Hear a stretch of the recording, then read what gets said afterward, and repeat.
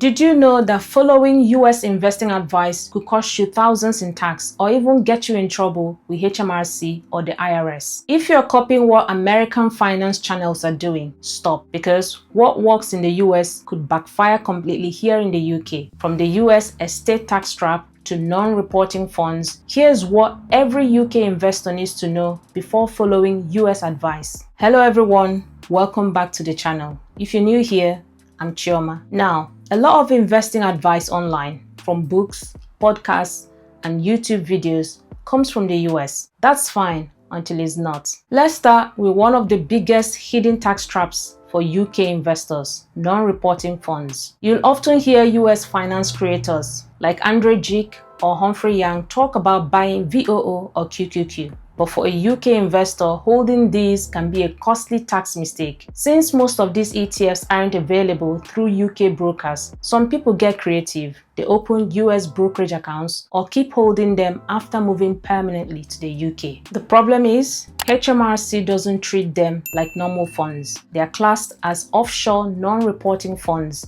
and that changes everything. When you sell a non-reporting fund at a profit in a taxable account, that gain isn't taxed as capital gains, it's taxed as offshore income at your income tax rate, up to 45%, instead of the capital gains tax rate, which currently tops out at 24% for shares and funds. The difference between using a UK compliant fund and a US listed one can dramatically increase your tax bill. That's why most UK brokers block these ETFs entirely. Under UCITS rules, anything sold to UK retail investors must have a key information document, and most US ETFs don't publish one. And if that's not bad enough, you could also accidentally trigger US estate tax exposure, which brings us to the next point. If you're a UK resident holding more than $60,000 US in US listed ETFs or stocks and you pass away, your assets could face a 40% US estate tax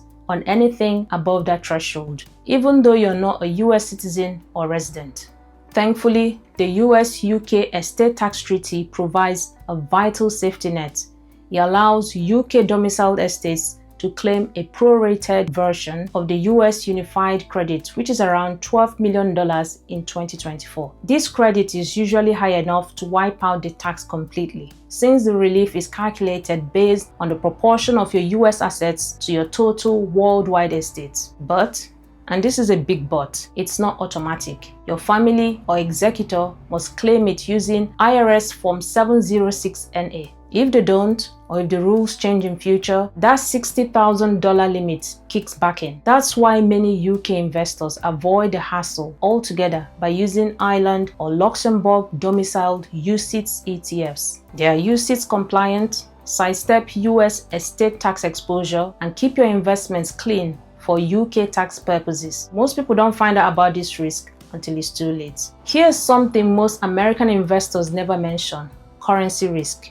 You might hear someone say VOO is up 10% this year. Then you check your version, say VUSA, and it's only up 8%. Why? The pound strengthened against the dollar, reducing your gains. It's not necessarily a reason to panic, especially long term, but it's a real factor US investors don't face. If you want to manage that risk, look for currency hedged ETFs such as EQGB. These track the same index but shield you from short-term currency swings. They may cost a little more, but for investors close to retirement or with shorter time frames, it can be worth it. The concept of a wash sale is one of the most frequently discussed topics by American finance creators. It disallows an investor from claiming a tax loss if they buy the same asset back within a 61-day window, which is 30 days before or 30 days after the sale. It's a big deal in the US for tax planning, especially when trying to harvest losses.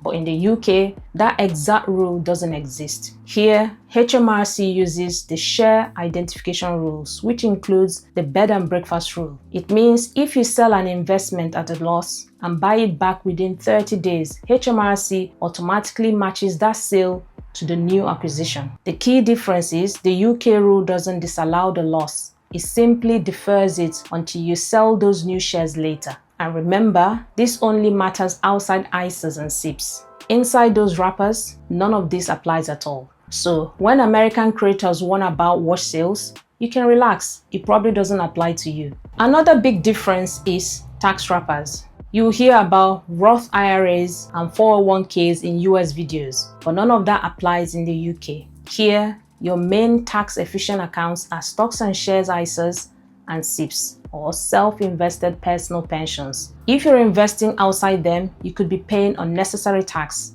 and following US strategies might make that even worse.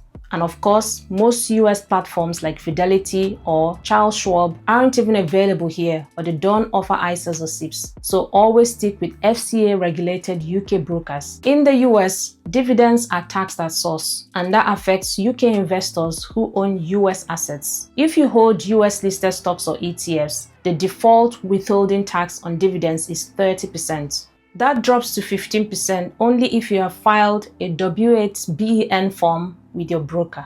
Outside ISAs or SIPs, you will also pay UK dividend tax, and with the UK allowance now just £500, even modest payouts could be taxed. However, Ireland or Luxembourg domiciled ETFs handle this automatically. They claim treaty benefits internally and pay dividends with the tax already sorted. Finally, the US isn't the only market we're investing in. US creators often assume the S&P 500 is the ultimate investment. It might be true if you live there. But for UK investors, going all in one country means exposure to one economy, one currency, and one political system. And let's be honest, US politics can change. Even if you want strong US exposure, don't ignore the UK market. UK stocks often trade at lower valuations, pay higher dividends, and your returns stay in pounds, so no currency conversion losses. At the time of this recording, the FTSE 100 is up 16.8% year to date, outperforming the S&P 500